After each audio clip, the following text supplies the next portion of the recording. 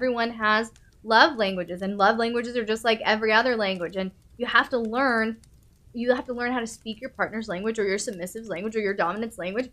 Well, what language do they speak? If you're trying to speak Chinese to them and they only speak German, you can be speaking amazing Chinese and saying amazing things, but it's never going to translate. Same thing with love languages. So, Matt, that very, very much makes sense that if your love language, if words of affirmation, if praise holds so much clout to you, then the removal of that, or even the lack thereof, criticism, whatever, would really cut to your heart. Absolutely. Knowing disappointed, someone you admire.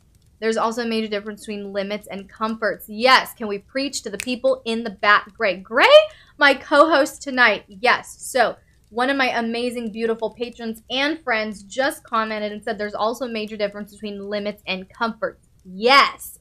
And newbie subs will often, when you present them with something uncomfortable or new or that they can't control or anticipate, will call it as a limit. And that's why you have to take the time to get to know your submissive, and also know that that can happen very often where I don't like this, I don't want to do this, so it's a limit. No, it's not a limit. You just don't enjoy it, right? It literally makes your body hurt, right? Oh, you came just in time for the breaths. It literally makes your body hurt, right? And so Matt has the same thing, little Missy. And when you know that about your submissive, and that's why it's so important to know your submissive, even their love languages, because you as the dominant have to create points of incentive in your dynamic. And so if you know that you're submissive, and I'll use you, little Missy, as an example, I know with my little one here that if I even say, not even in an angry way, I'm very disappointed in you. I expected better, and you knew better. And if I even get like that with her, breakdown. And not even in a bad way. It's not something that I can't build back up. But what I'm saying is that gets to her heart. I don't need to threaten to beat her. I just need to say, because I know her pain point.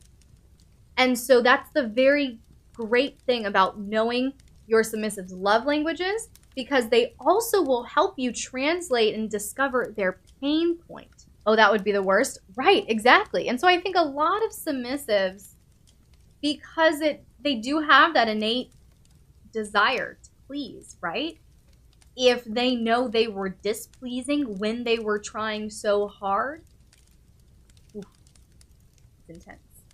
Mopping yourself up off the floor. See? I was just even acting with little Miss E here, and I mean she's a little subby puddle.